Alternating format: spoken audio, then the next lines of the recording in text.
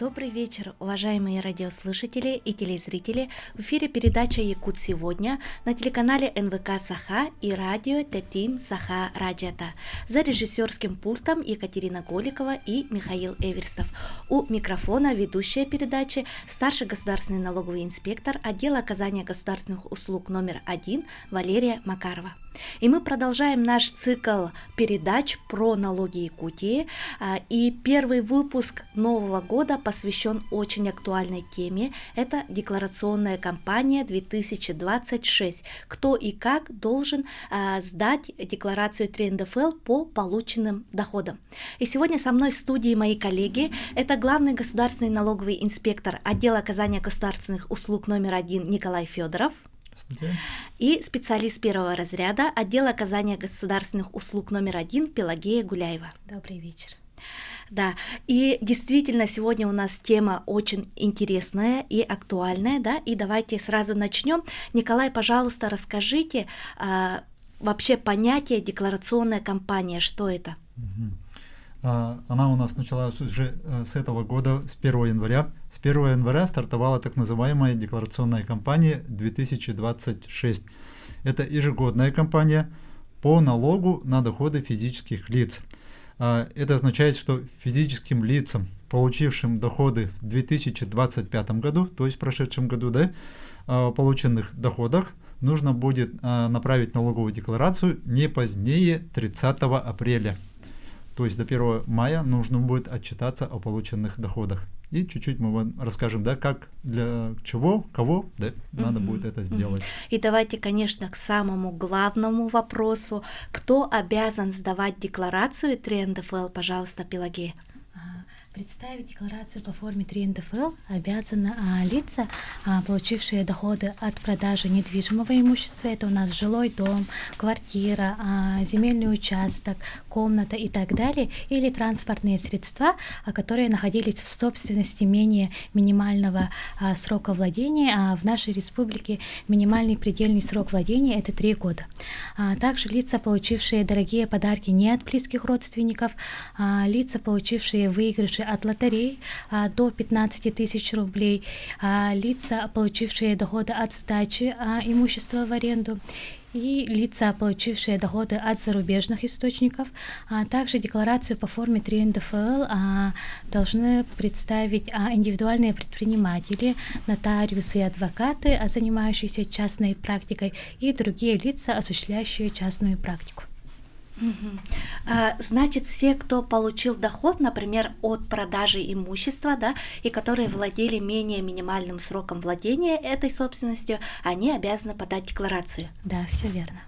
Николай, тогда расскажите, пожалуйста, про минимальный срок владения.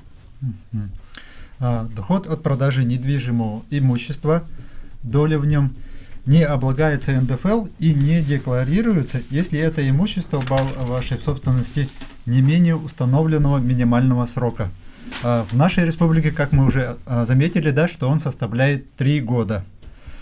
Субъект Российской Федерации может уменьшить вплоть до нуля для всех отдельных, либо отдельных налогоплательщиков и объектов недвижимого имущества предельный срок владения имуществом. В других регионах, да, они обычно оставлены до 5 лет.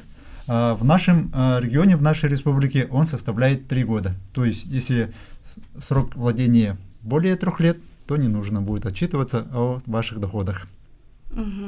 То есть давайте вот остановимся на этом, потому что очень важный момент такой, да. Например, если налогоплательщик в собственность оформил квартиру, ну, скажем, в 2017 году и продал в 2025 году, то у него отсутствует обязанность сдавать декларацию и уплачивать налог. Да, так как срок владения более 3 лет, мы и также хотели же, да? Так. Это следующий вопрос. Да, если срок владения более 3 лет, то декларацию подавать не нужно и уплачивать налог не нужно. Главное помните, да, что срок владения, минимальный срок владения должен быть больше. 3 лет. Если меньше владеет 3 лет, то, соответственно, сдает декларацию и уплачивает налог. Да.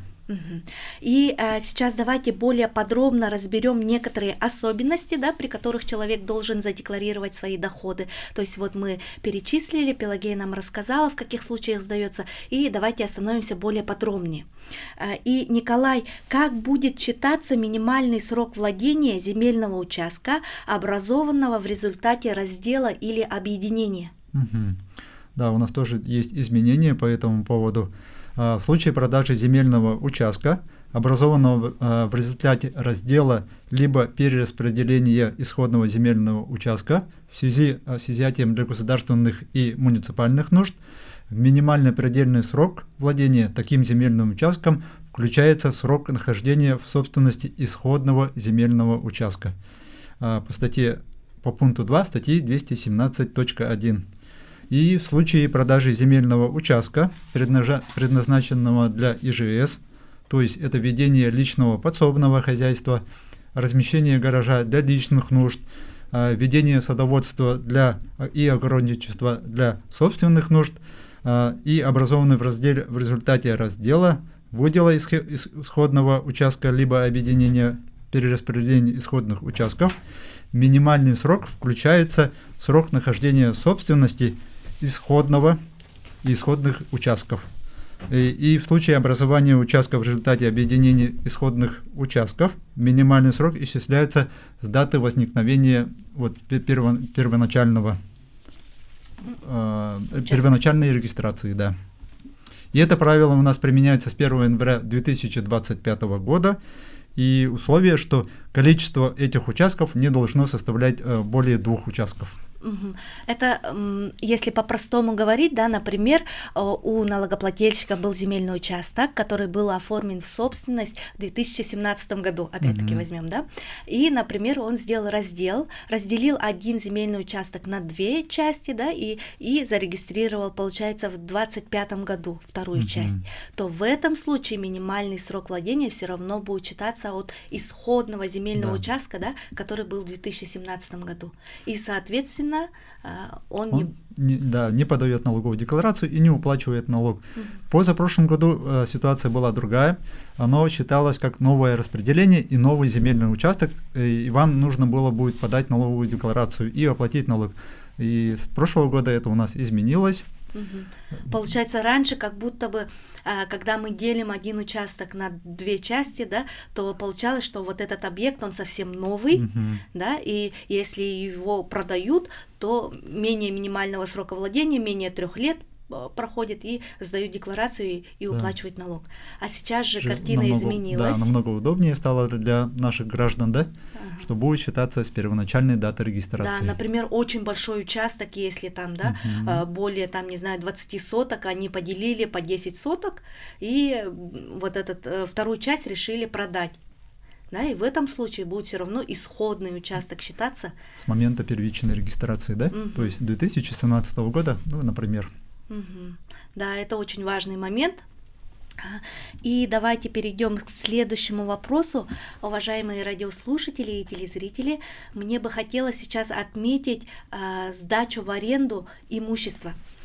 То есть, если вы сдаете в аренду свое имущество, свою собственность, например, квартиру, дом или гараж, да, в этом случае вы обязаны представить декларацию 3 НДФЛ до 30 апреля, да, и, соответственно, уплатить налог. Но опять-таки намного выгоднее, да, можно сказать, если вы на постоянной основе сдаете в аренду свое имущество, то лучше зарегистрироваться в качестве плательщика НПД, налога на профессиональный доход, так называемого в народе самозанятые. Да? Почему это выгодно для того, кто сдает в аренду? Потому что, во-первых, это ставки, естественно. Да? То есть, если вы в 2025 году сдавали свою недвижимость, например, квартиру, да, то вы будете сдавать декларацию до 30 апреля, и ставки там будут от 13 до 15% в зависимости от полученного годового дохода. Да. Если же вы зарегистрируетесь в качестве самозанятого, то, соответственно, там ставки. Если вы сдаете свою недвижимость физическому лицу, это будет 4%, и если юридическому лицу, то 6%. То есть это Ну, такой значительный, да, или 4%, или 13%, например, уплачивать. Ну, Поэтому... И важно отметить, да, что все эти действия у нас происходят через мобильный телефон, приложение «Мой налог». Надо будет просто его зафиксировать, что вы сдали в аренду, да, например. Чек отразить. Да, чек отразить. Не надо будет покупать отдельно ККТ, контрольно-кассовую технику, да. Все это делается через телефон, и налоги считаются тоже автоматом, да, через налоговый орган все это происходит. И оплата у нас идет ежемесячно один раз всего лишь. Да, и декларацию, что важно, никаких деклараций, отчетов сдавать не нужно, если вы применяете самозанятость, да. Самое главное — это вовремя отражать свои чеки и уплачивать ежемесячно налог, получается. Вот что мы хотели отметить, да, для тех, кто уже сдает в аренду имущество, или для тех, кто только собирается сдавать. Это необходимо учитывать. И давайте к следующему вопросу. Хотелось бы остановиться еще на одном моменте, это дарение. Если получили в дар какую-либо собственность, Пелагея, пожалуйста, расскажите, какие нюансы при дарении? Ну, дарение признается сделка, да, в ходе которой собственник имущества на безвозмездной основе передает его в полное владение иной стороне, да. Если договор дарения заключается между членами семьи, да, или с близкими родственниками, да, то в этом близкими родственниками, в соответствии с Семейным кодексом Российской Федерации, да, то в этом случае декларация по форме 3 НДФЛ не подается. В этом случае нужно будет подать в налоговый орган пояснение с документом, подтверждающим близкое родство, да. Ну, а если дарение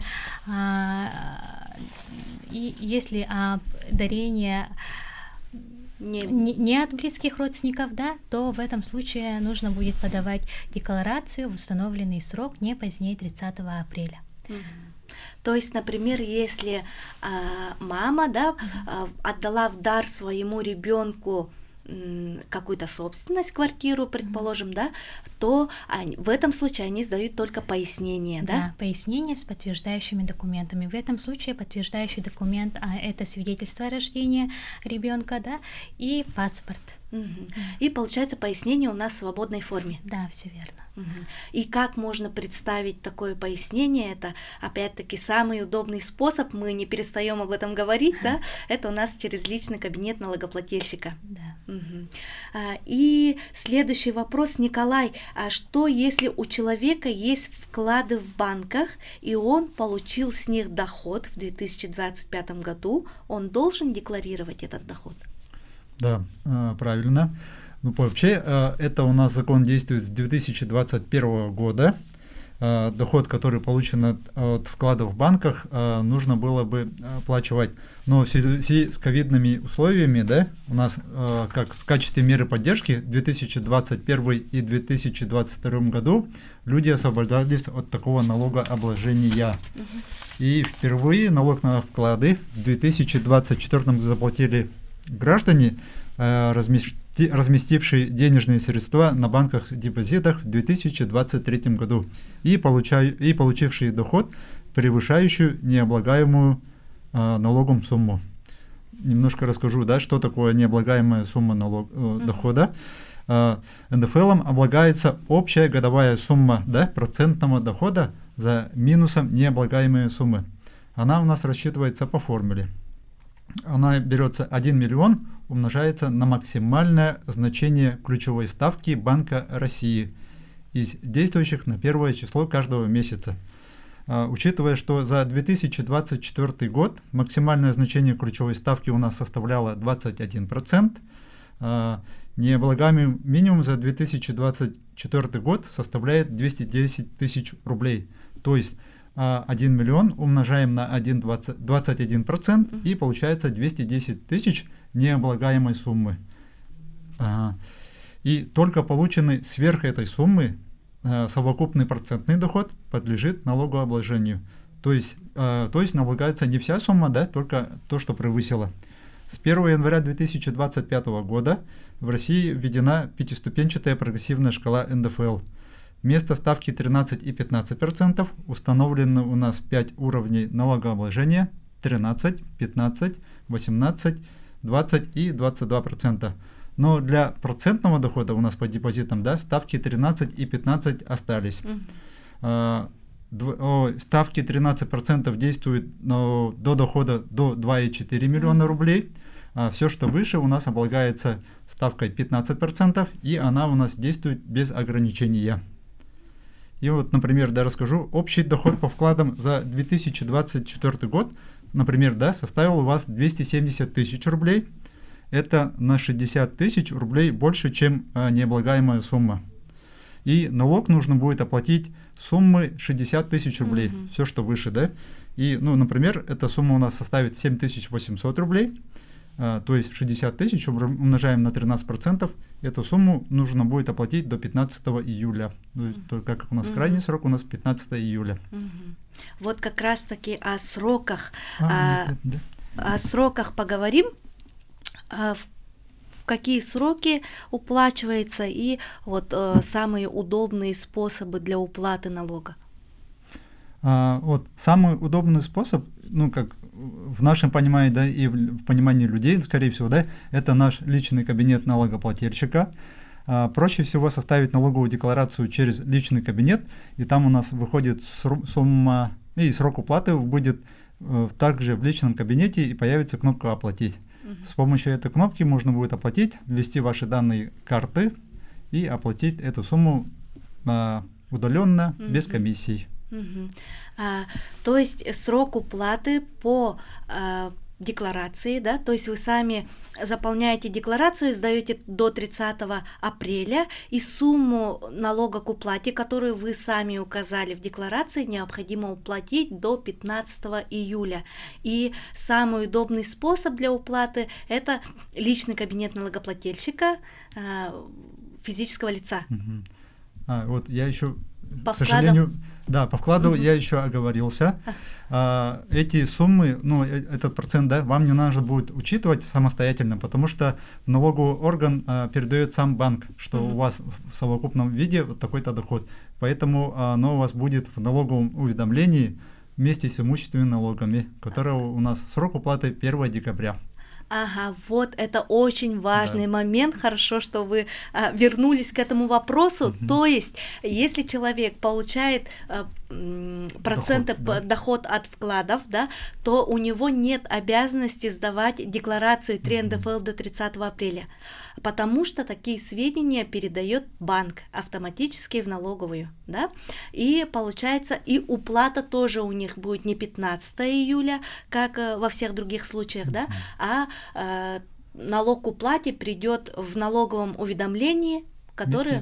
Вместе с имуществом, с имущественными налогами вы оплачиваете также, да, оно будет в общей сумме, и это можно будет увидеть в налоговом уведомлении. Оно будет разбито там машина, гараж и доходы от вкладов раздельно в налоговом уведомлении. Да, и тогда срок уплаты, как и у имущественных налогов, у нас будет 1 декабря. Да, это очень важный момент, потому что, да, такие вопросы действительно поступают по вкладам. Сейчас у многих налогоплательщиков имеются вклады в банках, и в период декларационной кампании, конечно, все волнуются, да, и спрашивают, как декларировать свои вклады. Да, а декларировать вклады не нужно, потому что банк сам направляет такие сведения в налоговую, и, соответственно, налоговая сама рассчитывает налог к уплате и добавляет в ваше налоговое уведомление, где у вас имущественные налоги. Уплата 1 декабря. И давайте вернемся к личному кабинету, да. Вход в личный кабинет у нас 2 способами: через логин и пароль, который можно получить в налоговой, или же по паролю от госуслуг. И давайте мы сейчас прервемся, уважаемые телезрители и радиослушатели, на короткую рекламу, и далее мы продолжим нашу актуальную тему «Декларационная кампания 2026».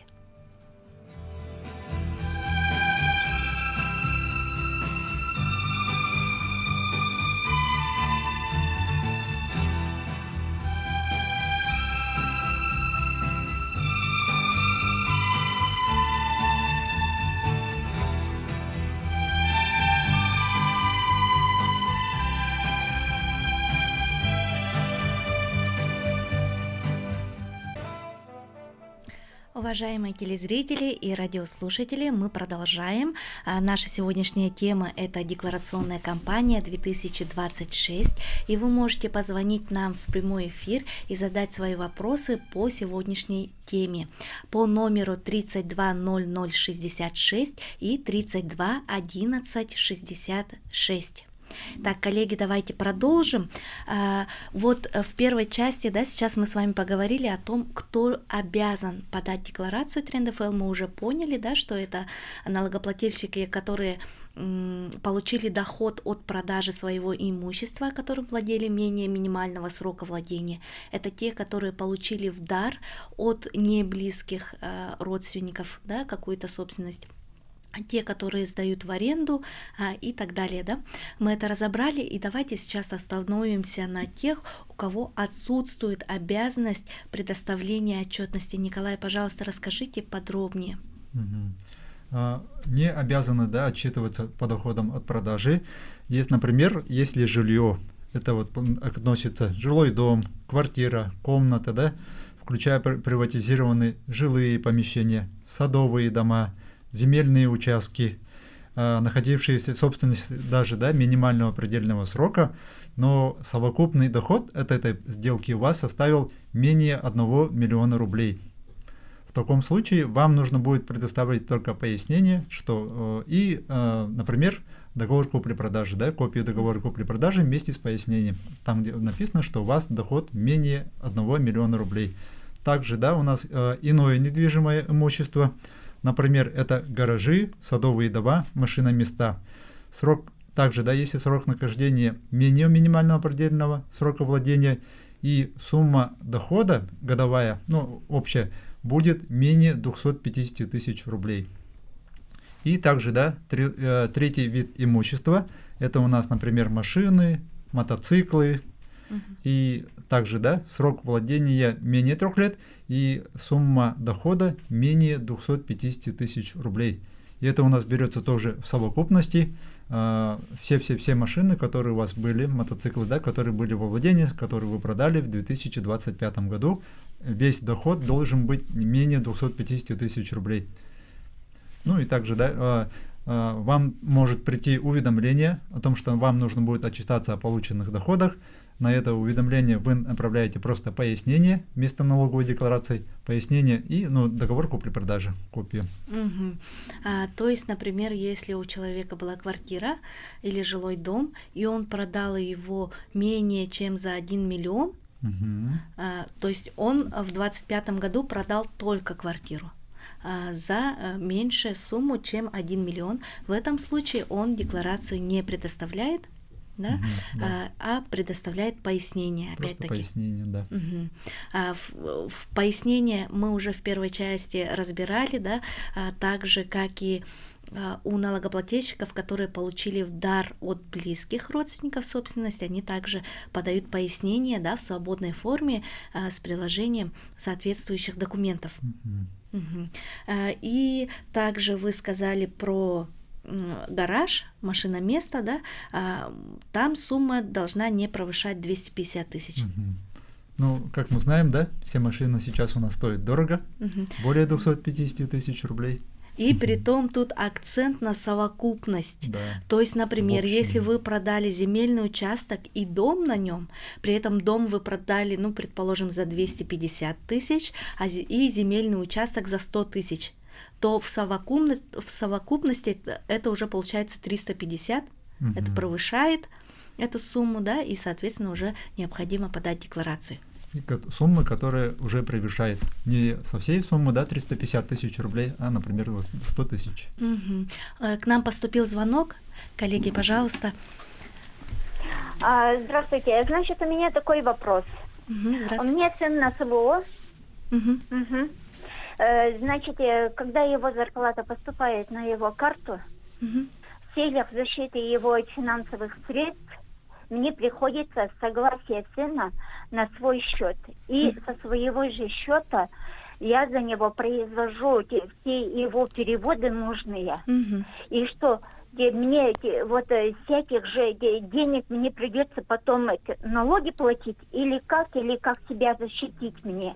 Я Нет. с денег, с финансовых денег, вот сына, я ни 1 рубль, я свой счет не беру. Я, бывает, вот эти, оплачиваю расходы его сына, ну, моего внука, получается, да? Мгм. Я вот хочу защитить себя, так как эти деньги не мои деньги, это зарплата моего сына. Послушайте, пожалуйста, да, мы поняли ваш вопрос. То, что вы переводите деньги на свою карту, это не является получением дохода. То есть это не доход, и, соответственно, вы не сдаете декларацию и тем более не уплачиваете с этого налог. Да? То есть переводы, которые физические лица между собой там отправляют, да, это не является доходом, это перевод. Просто перевод, да? Это не доход. Поэтому, конечно, вы в этом случае налог не уплачиваете.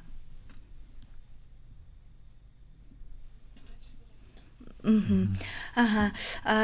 Уважаемые радиослушатели и телезрители, да, это очень был интересный вопрос. Действительно, у нас каждый год ходят такие фейковая такая информация, да, скажем, что на переводы физических лиц облагается налогом. Но на самом деле это неправда. Да, нужно будет подписаться на наши основные каналы, да, социальные сети, либо на наш официальный канал www.nalog.ru и постоянно отслеживать, ну или периодически отслеживать, да, актуальную информацию. Ага. И давайте продолжим. Сейчас мы поговорили о том, у кого отсутствует обязанность предоставления, да, и давайте перейдем уже, вернемся, точнее, обратно, да, к тем, кто все-таки обязан сдавать декларацию. И, Пелагея, пожалуйста, давайте уточним еще один очень интересный нюанс, так скажем, да. У нас, получается, декларация 3 НДФЛ сдается и при получении дохода, и для получения вычета. Вот можно вот это вот подробнее? На граждан, да, представляющих налоговую декларацию по форме 3 НДФЛ, да, за 2025 год, исключительно целью получения налогового вычета, да, это у нас социальные вычеты, стандартные, инвестиционные и имущественные вычеты, да, то на них установленный срок не распространяется. Такую декларацию они могут подать в любое время в течение года. При этом, да, налогоплательщик, заявивший в налоговой декларации за 2025 год как доходы, подлежащие декларированию, да, так и право на получение налогового вычета, да, то они обязаны представить такую декларацию в установленный срок не позднее 30 апреля. Коллеги, у нас поступил еще один звонок. Алло, добрый вечер. Здравствуйте. У меня вот такой вопрос. Вот, например, собирают деньги, да, вот, скажем, на юбилей, вот, ну, школа там или, ну, понятно же, да, на юбилей. Люди отправляют деньги. Например, по СБП или, ну, так вот, человек, который собирает того деньги, например, у него вот энная сумма, скажем, 600 тысяч рублей, ну, 800, да, и он будет платить с этого. Это получается как? Тоже как перевод. Это вот как раз сейчас у нас тоже был звонок, да, почти такой же тематики, похожей, да, то есть если физические лица друг другу отправляют переводы, это не является доходом, соответственно, налог не уплачивается, это не доход, значит, соответственно, да, налог не уплачивается. Но, конечно, если, например, человек, который собирает денежные средства, он является индивидуальным предпринимателем или является самозанятым, то может такое быть, что, например, начнется налоговая проверка в отношении него, да, и возникнут вопросы, что это за денежные средства, да. Но опять-таки, уважаемые налогоплательщики, вы всегда можете написать пояснение, да, и указать, что это был, например, сбор средств на юбилей школы, да, грубо говоря. И, соответственно, это уже не будет считаться доходом. А если это не доход, за какую-то предоставленную услугу или за какой-то товар, то, соответственно, вы не уплачиваете налог. Угу. И продолжим, Пелагея, как мы сейчас с вами отметили, 3 НДФЛ по вычету и по доходам. Значит, давайте подытожим.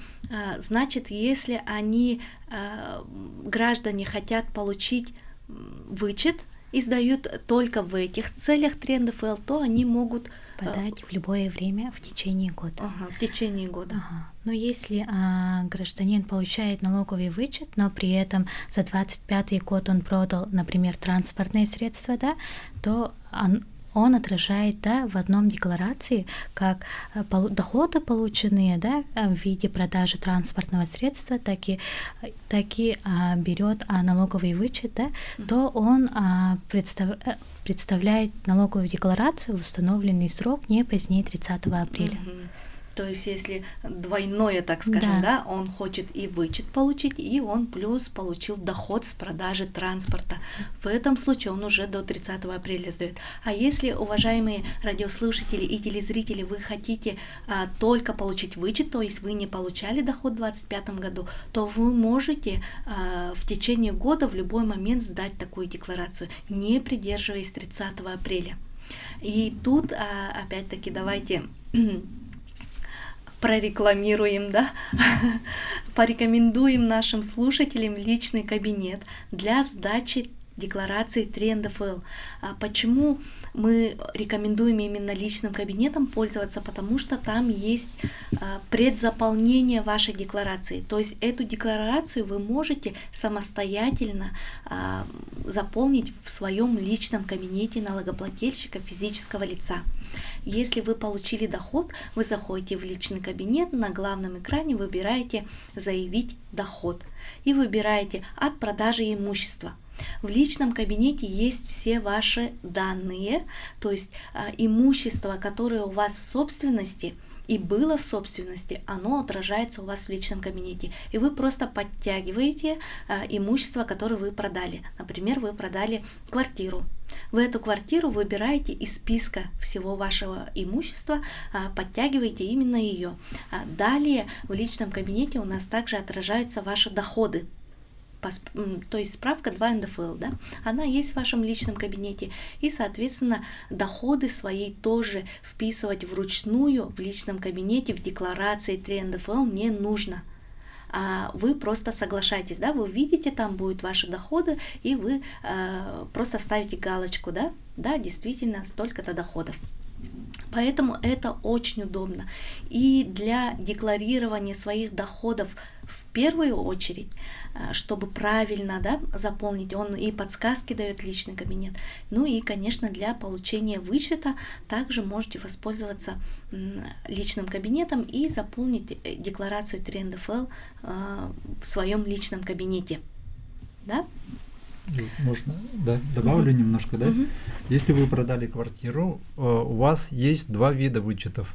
Это у нас по налоговому кодексу 1 миллион рублей, то есть оно автоматом у вас будет не облагаться. То есть вы продали за 2 миллиона рублей, 1 миллион у вас списывается по статье 228, насколько мне не изменяет память. Либо можно учесть стоимость покупки этой квартиры. Например, если вы купили за 3 миллиона и потом продали за 3,5, у вас налогооблагаемая сумма будет только 500 тысяч рублей. То есть покупка у вас тоже учитывается, и просто необходимо будет приложить первичную копию договора купли-продажи, что вы купили за 3 миллиона и потом продали за 3,5 миллиона. Да.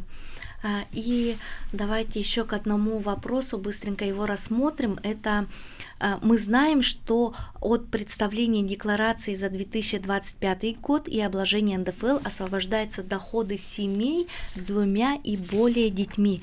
Пелагея, можно, пожалуйста, подробнее? Семьи с 2 и более детьми освобождаются от уплаты НДФЛ с доходов от продажи жилья при одновременном соблюдении ряда условий.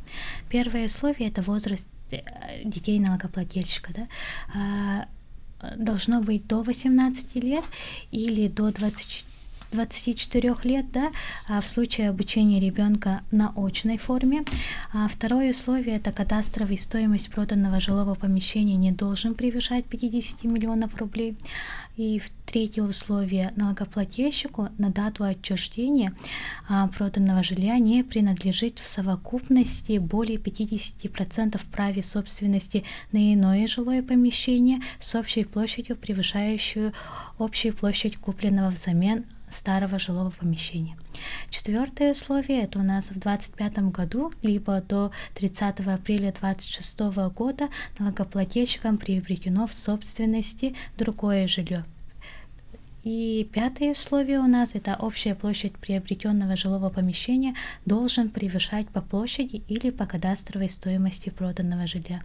И подробнее с условиями освобождения вы можете самостоятельно ознакомиться в пункте 2.1 в статье 217.1 Налогового кодекса Российской Федерации. Спасибо, Пелагея. И хотелось бы наш эфир сегодняшний, да, немножко подытожить и самое основное, да, сказать.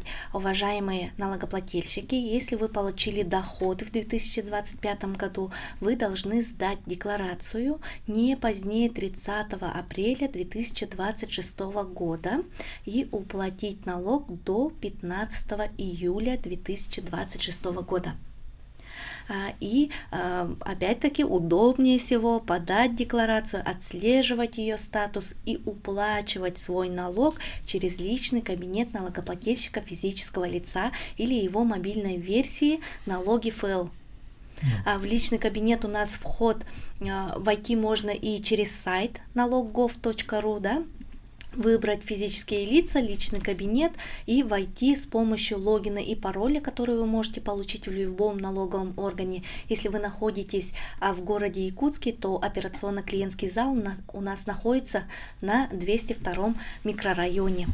Или зайти с помощью госуслуг. Ну что, дорогие друзья, да, наш эфир подходит к концу. Спасибо большое, что были с нами, и оставайтесь всегда в курсе, будьте бдительны, так сказать, да, уплачивайте налоги в сроки. До встречи в эфире. Спасибо большое. И мы не отметили наш телеграм-канал про налоги Якутии. Пожалуйста, подписывайтесь и будьте в курсе наших эфиров, наших вебинаров и семинаров. Спасибо.